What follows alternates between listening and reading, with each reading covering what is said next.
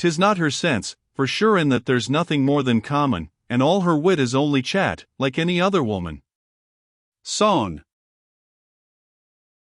The highborn Berengaria, daughter of Sanchez, King of Navarre, and the queen consort of the heroic Richard, was accounted one of the most beautiful women of the period.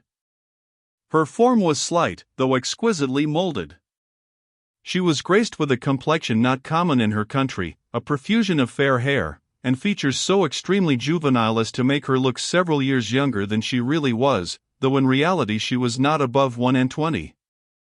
Perhaps it was under the consciousness of this extremely juvenile appearance that she affected, or at least practiced, a little childish petulance and wilfulness of manner, not unbefitting, she might suppose, a youthful bride, whose rank and age gave her a right to have her fantasies indulged and attended to.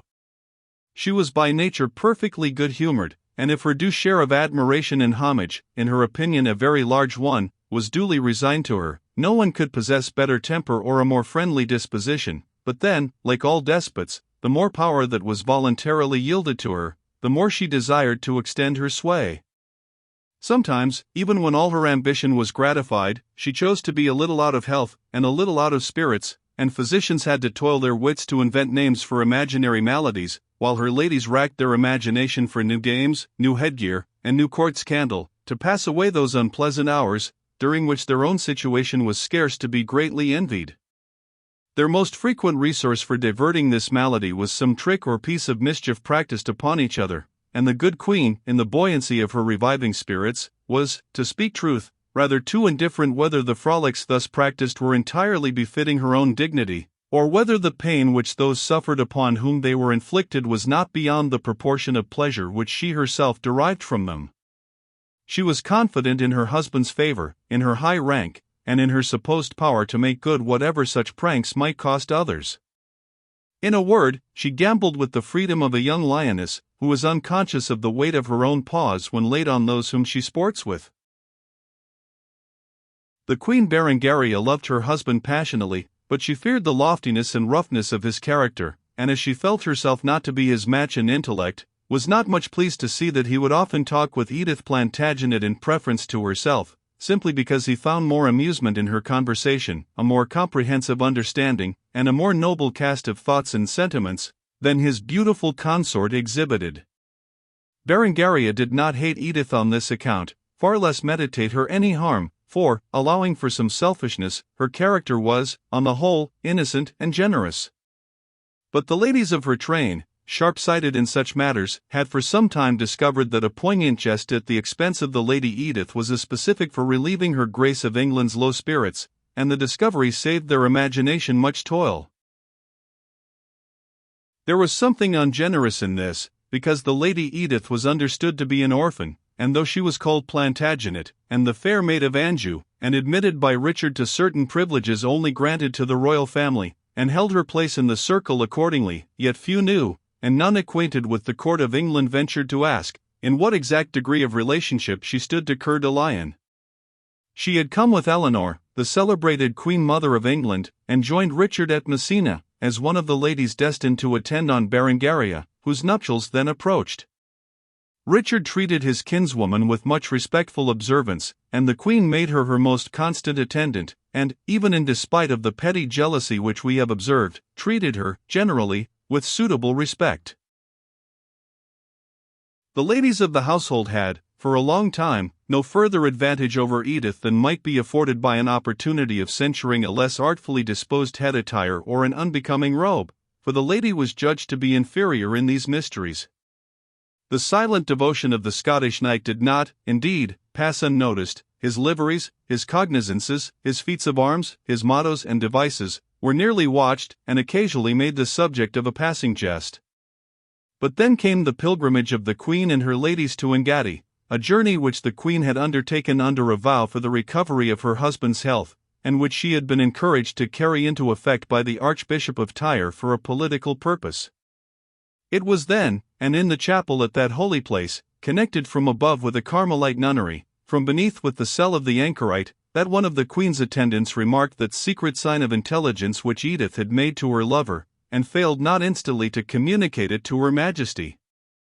The queen returned from her pilgrimage enriched with this admirable recipe against dullness or ennui, and her train was at the same time augmented by a present of 2 wretched dwarfs from the dethroned Queen of Jerusalem, as deformed and as crazy, the excellence of that unhappy species, as any queen could have desired.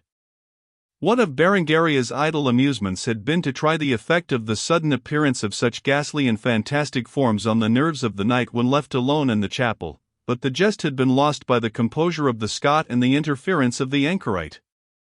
She had now tried another, of which the consequences promised to be more serious.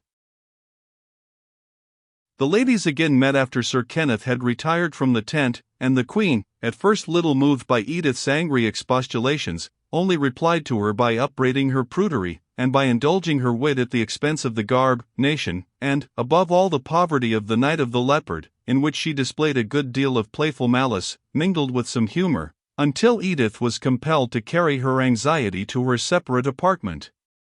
But when, in the morning, a female whom Edith had entrusted to make inquiry brought word that the standard was missing, and its champion vanished, she burst into the Queen's apartment, and implored her to rise and proceed to the King's tent without delay, and use her powerful mediation to prevent the evil consequences of her jest.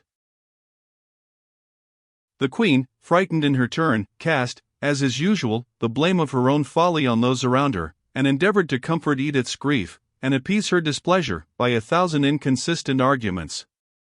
She was sure no harm had chanced. The knight was sleeping, she fancied, after his night watch. What though, for fear of the King's displeasure, he had deserted with the standard? It was but a piece of silk, and he but a needy adventurer, or if he was put under warding for a time, she would soon get the King to pardon him. It was but waiting to let Richard's mood pass away.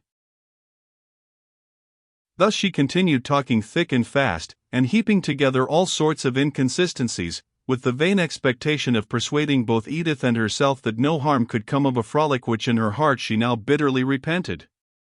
But while Edith in vain strove to intercept this torrent of idle talk, she caught the eye of one of the ladies who entered the Queen's apartment. There was death in her look of affright and horror, and Edith, at the first glance of her countenance, had sunk at once on the earth, had not strong necessity and her own elevation of character enabled her to maintain at least external composure. "Madam," she said to the Queen, "lose not another word in speaking, but save life. If, indeed," she added, her voice choking as she said it, "life may yet be saved." It may," answered the Lady Callista. "I have just heard that he has been brought before the King. It is not yet over, but," she added, bursting into a vehement flood of weeping, in which personal apprehensions had some share, "it will soon, unless some course be taken. I will vow a golden candlestick to the Holy Sepulchre, a shrine of silver to Our Lady of Engadi, a pall, worth 100 bezants, to St. Thomas of Orthez," said the Queen in extremity. Up, madam," said Edith, "call on the saints if you list, but be your own best saint." "Indeed, madam," said the terrified attendant, "the Lady Edith speaks truth. Up, madam, and let us to King Richard's tent and beg the poor gentleman's life." I will go instantly," said the Queen, rising and trembling excessively, while her women, in as great confusion as herself, were unable to render her those duties which were indispensable to her levee. Calm, composed, only pale as death, Edith ministered to the Queen with her own hand, and alone supplied the deficiencies of her numerous attendants. "How you wait, wenches," said the Queen, not able even then to forget frivolous distinctions. "Suffer ye the Lady Edith to do the duties of your attendants? Sayest thou, Edith, they can do nothing? I shall never be attired in time. We will send for the Archbishop of Tyre, and employ him as a mediator." "Oh, no, exclaimed Edith. "Go yourself, madam, you have done the evil, do you confer the remedy?" I will go, said the Queen, "but if Richard be in his mood, I dare not speak to him, he will kill me." "Yet go, gracious madam," said the Lady Callista, who best knew her mistress's temper. "Not a lion, in his fury, could look upon such a face and form, and retain so much as an angry thought, far less a love-true knight like the royal Richard, to whom your slightest word would be a command." "Dost thou think so, Callista?" said the queen. "Ah, a little knowest, yet I will go. But see you here, what means this? You have bedizened me in green, a color he detests. Lo you! Let me have a blue robe, and search for the ruby carcanet, which was part of the king of Cyprus's ransom. It is either in the steel casket, or somewhere else." "This, and a man's life at stake," said Edith indignantly, "it passes human patience." "Remain at your ease, madam, I will go to King Richard. I am a party interested. I will know if the honor of a poor maiden of his blood is to be so far tampered with that her name shall be abused to train a brave gentleman from his duty, bring him within the compass of death and infamy, and make, at the same time, the glory of England a laughingstock to the whole Christian army." At this unexpected burst of passion, Berengaria listened with an almost stupefied look of fear and wonder.